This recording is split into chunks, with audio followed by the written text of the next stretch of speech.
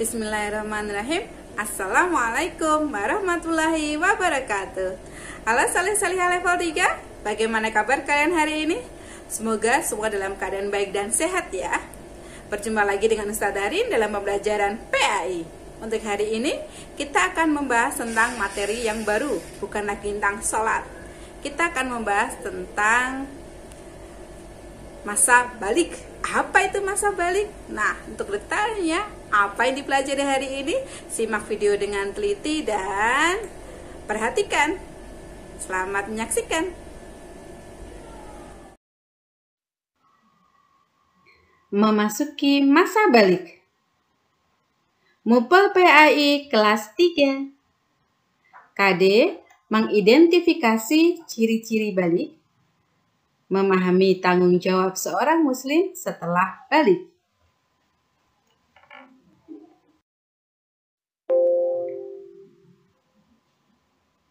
Quran Surat An-Nahl ayat 97, yang artinya, barang siapa mengerjakan kebajikan, baik laki-laki maupun perempuan dalam keadaan beriman, maka pasti akan kami berikan kepadanya kehidupan yang baik, dan akan kami beri balasan dengan pahala yang lebih baik dari apa yang telah mereka kerjakan.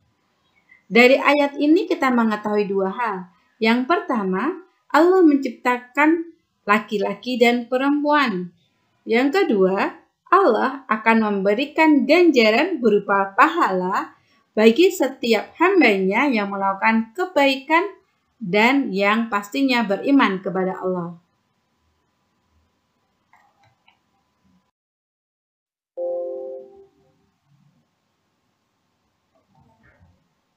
Salah satu ciptaan Allah adalah manusia. Manusia bertumbuh dari kecil sampai besar.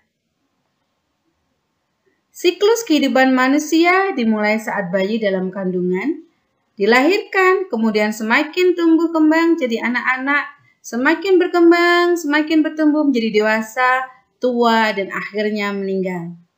Dalam Islam, masa dewasa seseorang disebut sebagai balik.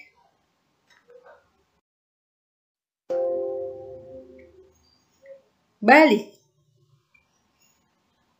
Dalam Islam, kedewasaan seseorang disebut masa balik. Rata-rata terjadi pada usia 11 sampai 13 tahun. Akan tetapi ada yang mengalaminya saat usia 9 tahun. Untuk perempuan, bentuk fisik, besarnya badan sangat berpengaruh pada percepatan terjadinya balik. Untuk laki-laki, pergaulan sangat berpengaruh pada percepatan balik. Setiap orang yang beranjak menuju balik akan mendapati tanda-tanda primer dan sekunder.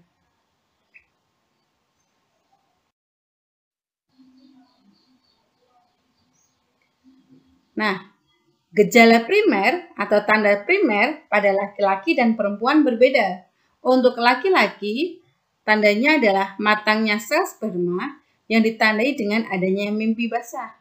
Kemudian untuk perempuan, matangnya sel telur yang ditandai dengan terjadinya menstruasi atau haid. Gejala sekunder itu gejala yang menyertainya. Bisa saja muncul, bisa saja tidak. Untuk laki-laki, satu, suaranya menjadi lebih besar. Kalau perempuan, suaranya jadi lebih pelan, jadi lebih kecil. Yang kedua, munculnya jakun. Jakun itu letak pada leher. Nah, yang perempuan, payudara mulai terbentuk. Kemudian yang ketiga, untuk laki-laki dan perempuan sebenarnya ini sama, hampir semuanya ada. Mulai muncul jerawat. Jadi kalau kalian melihat kakak-kakak itu kok pipinya ada sesuatu benjolan kecil-kecil, itu jerawat. Itu terjadi karena terjadinya peralihan masa dan mereka sudah menuju balik atau mungkin sudah balik. Yang perempuan terjadi perubahan fisik, apa itu? Pinggul yang membesar. Kalau gejala selanjutnya atau ciri selanjutnya adalah munculnya rambut-rambut. Kalau laki-laki tumbuh kumis, kalau perempuan karena tidak ada beberapa yang berkumis tapi tipis kan. Tapi kalau laki-laki biasanya muncul kumis dan jenggot. Kalau perempuan tidak berjenggot ya. Tapi kalau mungkin ada sedikit perempuan yang berkumis, mungkin itu berkumis. Tapi kalau perempuan tidak berjenggot. Kemudian yang lain yang hampir sama adalah tumbuhnya rambut serta kemaluan dan ketiak. Kalau ini laki-laki dan perempuan pun sama. Sudah? Balik dalam Islam tidak hanya bermakna pertumbuhan fisik atau perkembangan psikis menuju kedewasaan semata, tapi terkait dengan dampak yang ditimbulkannya, yaitu kewajiban menjalankan ibadah syar'i.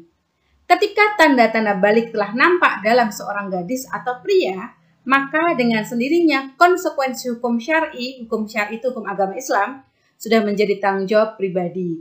Sama halnya dengan ibadah dan puasa pada seseorang ketika masih anak-anak, yang hanya dianggap sebagai latihan dan pembiasaan.